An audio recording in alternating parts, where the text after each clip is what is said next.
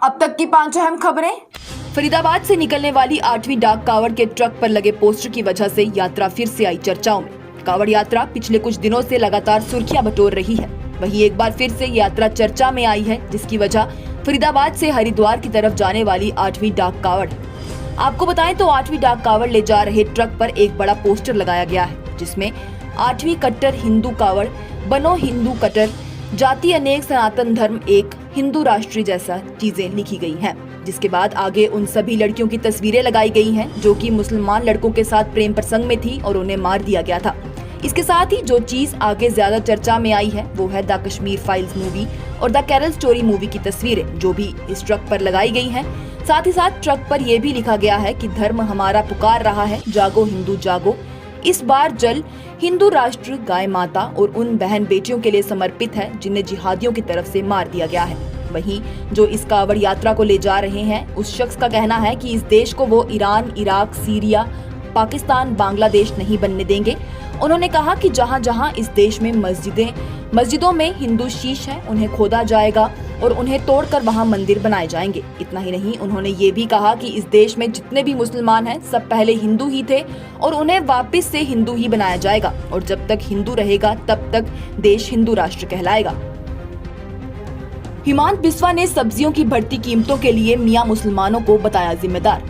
आजकल सब्जियों की कीमतें आसमान छूती जा रही हैं। वहीं गुवाहाटी में भी सब्जियों की बढ़ती कीमतों को लेकर जब पत्रकारों ने असम के मुख्यमंत्री हिमांत बिस्वा शर्मा से पूछा तो उनका कहना है कि इस समय जिन लोगों ने सब्जियों की इतनी ज्यादा कीमत बढ़ाई है वो लोग मियां व्यापारी हैं, जो कि सबसे ज्यादा कीमत पर सब्जी बेच रहे हैं। असम में बंगाल से आए मुसलमानों के लिए अक्सर मियां शब्द का इस्तेमाल किया जाता है और वहाँ बंगाली मूल के मुसलमानों की एक बड़ी आबादी सब्जियों और मछली का व्यापार करती है। इससे पहले all India United democratic front के अध्यक्ष बदरुद्दीन अजमल ने कहा था कि असम मियां समुदाय के बिना अधूरा है। उनके इस बयान पर मुख्यमंत्री शर्मा ने कहा कि ऐसी टिप्पणी देकर अजमल ने असमिया समुदाय का अपमान किया है। साथ ही साथ मुख्यमंत्री ने कहा कि मियां व्यापारी असमिया लोगों से सब्जियों की ज्यादा कीमतें वसूल रहे हैं, जबकि गाँव में सब्जियों की कीमतें कम है और अगर आज असमिया लोग सब्जी बेचते तो वो कभी भी अपने लोगों से ज्यादा कीमत नहीं वसूलते। इसलिए असम के युवाओं को आगे आकर इन सभी कामों में बढ़ चढ़कर भाग लेना होगा। यूनिफॉर्म सिविल कोड को लेकर लॉ कमीशन को असदुद्दीन ओवैसी ने दिया जवाब। साथ ही जस्टिस BS चौहान का बताया बड़ा बयान।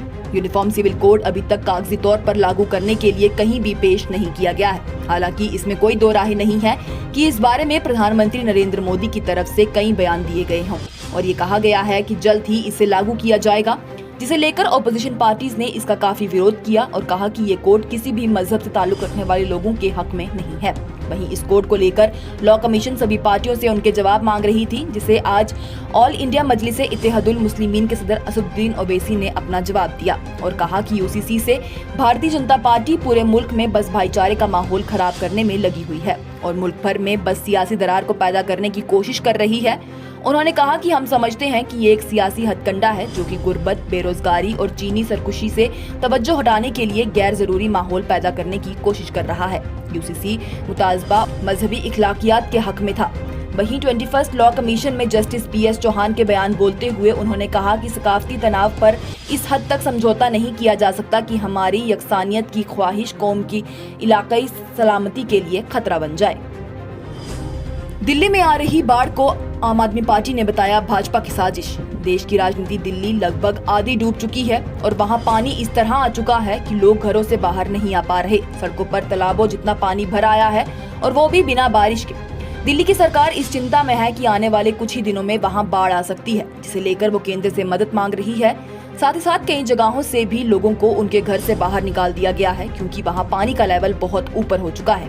वहीं इसी बीच आज आम आदमी पार्टी के नेता संजय सिंह ने अपने ट्विटर अकाउंट पर एक वीडियो शेयर करते हुए ये दावा किया कि दिल्ली में जो बाढ़ आ रही है उसके पीछे केंद्र का हाथ है, यानी कि वो एक केंद्र सरकार की तरफ से साजिश है।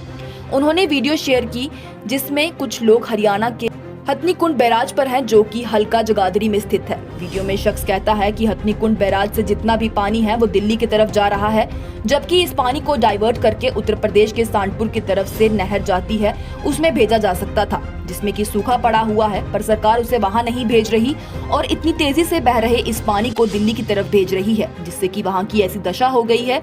इस वीडियो को शेयर करते हुए संजय सिंह ने लिखा है, दिल्ली की बाढ़ केंद्र सरकार की साजिश है। जबकि दिल्ली में बारिश नहीं हो रही तो जानबूझकर दिल्ली में पानी छोड़कर दिल्ली को क्यों डुबा रही है बीजेपी।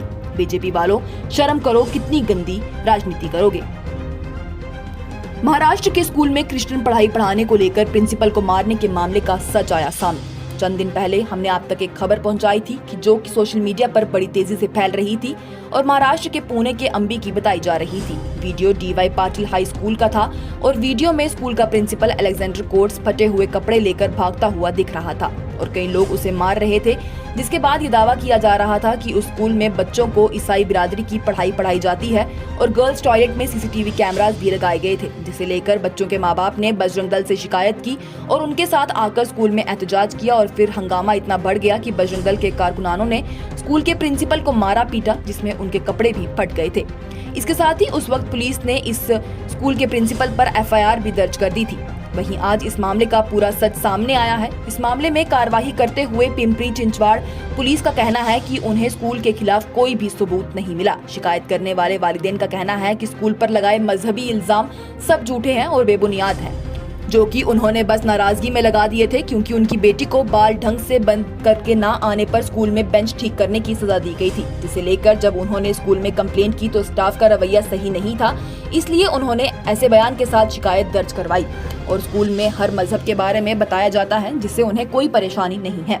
वहीं दूसरी तरफ स्कूल इंतजामिया का कहना है कि सीसीटीवी कैमरास उन्होंने टॉयलेट के अंदर नहीं लगवाए थे, बल्कि वॉश बेसिन के पास में लगवाए थे, वो भी गर्ल्स और बॉयज दोनों वॉशरूम में, ताकि स्कूल की जायदाद को खराब करने के वाक़यों पर नजर रखी जा सके। ये थी अब तक की 5 अहम खबरें। लेटेस्ट अपडेट्स के लिए देखते रहिए न्यूज़ इनसाइडर 24/7।